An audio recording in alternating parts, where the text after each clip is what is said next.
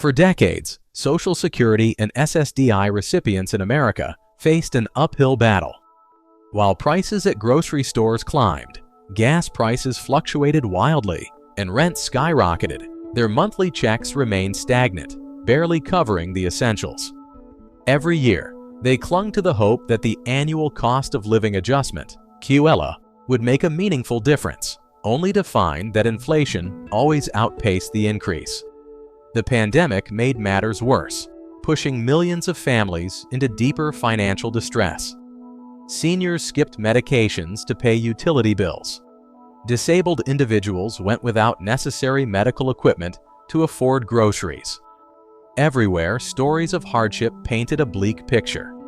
For many, it felt like the system had forgotten them. In small towns and big cities alike, people whispered the same question: when will we catch a break?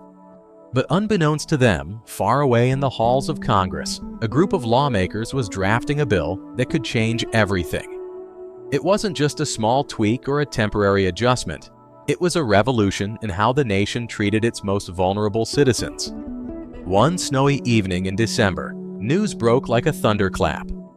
The Senate had passed the Social Security Enhancement and Protection Act of 2024. The bill was bold, proposing to increase Social Security payments to $3,455 a month for most recipients. For SSDI beneficiaries, payments could rise even higher, up to $3,825. It promised retroactive payments for years of undercompensation and additional allowances for health care, housing, and transportation. The headlines read, "A new era for Social Security. Financial relief is on the horizon." For many, the numbers seemed too good to be true. Ellen, a retired schoolteacher in Ohio, stared at her television in disbelief. $3,455? She whispered. "That's more than double what I get now." Meanwhile, in a small apartment in New York City, Jamal, a disabled veteran, couldn't stop grinning. "If this passes," he told his wife, "we might finally be able to move into a place without a leaky roof." But as excitement spread, so did doubt. Social Security had been in financial trouble for years. Was this bill a genuine lifeline or an overpromised dream that could collapse under its weight? The weeks following the Senate's approval were electric. News programs dissected the bill's provisions, experts debated its merits, and beneficiaries tried to wrap their heads around what it all meant. The bill proposed phased implementation throughout 2024. January, a 12% across-the-board increase.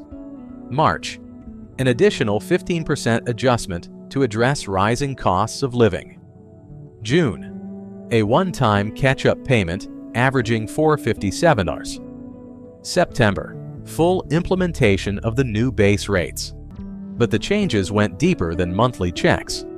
The bill included a $275 monthly healthcare allowance, a $750 annual wellness bonus, and a $485 prescription drug benefit. Housing costs would be addressed with an $825 rent or mortgage supplement, while transportation allowances promised to keep recipients mobile. As beneficiaries dreamed of relief, skeptics raised alarms. Where is the money coming from? Critics asked. The bill's architects had planned to increase the payroll tax cap from $160,000 to $425,000, modernize trust fund investments, and improve administrative efficiency. But would it be enough? Social media became a battleground. Supporters urged citizens to call their representatives, while opponents claimed the bill was financially unsustainable. For people like Ellen and Jamal, the stakes were personal. Ellen began calling her congressman daily, leaving messages pleading for his support. Jamal joined a local advocacy group, sharing his story at rallies. As the bill awaited a vote in the House of Representatives, a startling revelation threatened to derail it. An investigative journalist uncovered evidence suggesting that one of the bill's key backers had ties to a private financial firm poised to profit from the trust fund's proposed modernization.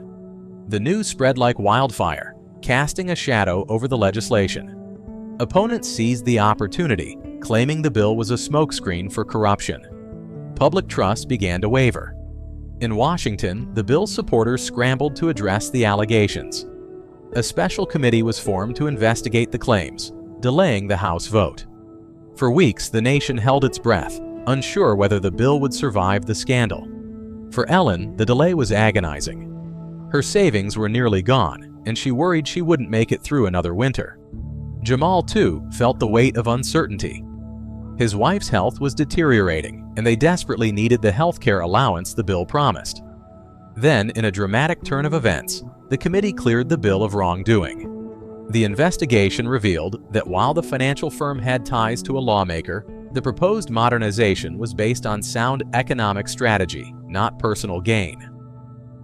The bill was back on track. On a crisp March morning, the House of Representatives convened to vote on the Social Security Enhancement and Protection Act of 2024. Outside, crowds gathered, chanting slogans and holding signs that read, "Secure our future, and we need this now."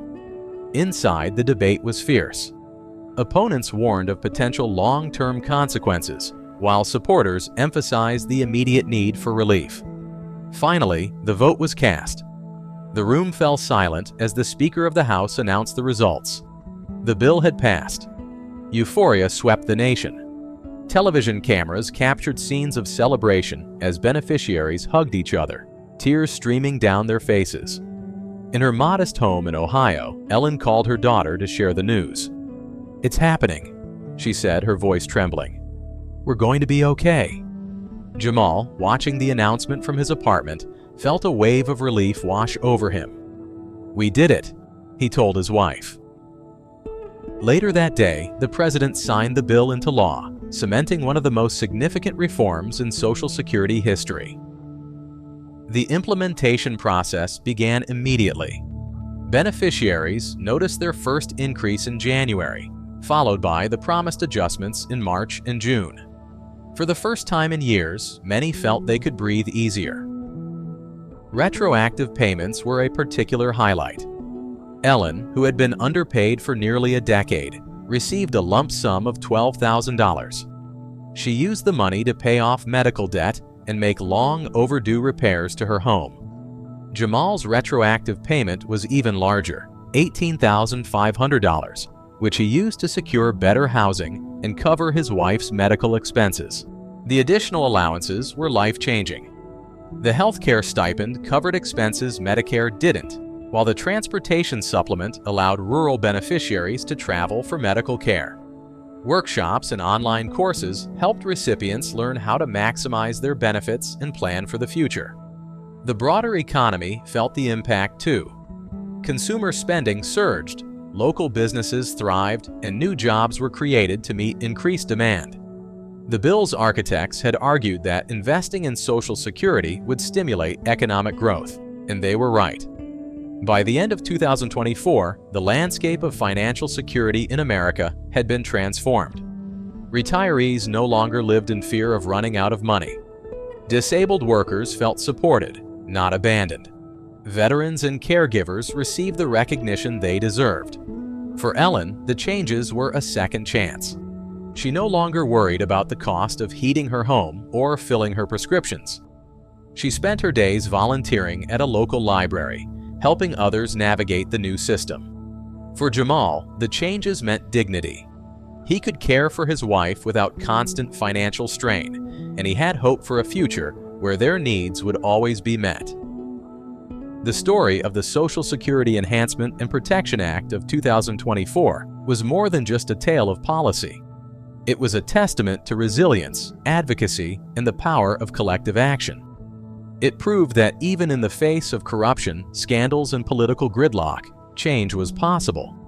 But as the nation settled into this new era, one question remained. Could this monumental achievement pave the way for further reforms, or would it be remembered as a rare victory in an otherwise stagnant system? For Ellen, Jamal, and millions of others, the answer didn't matter. For the first time in years, they felt secure, and that was enough.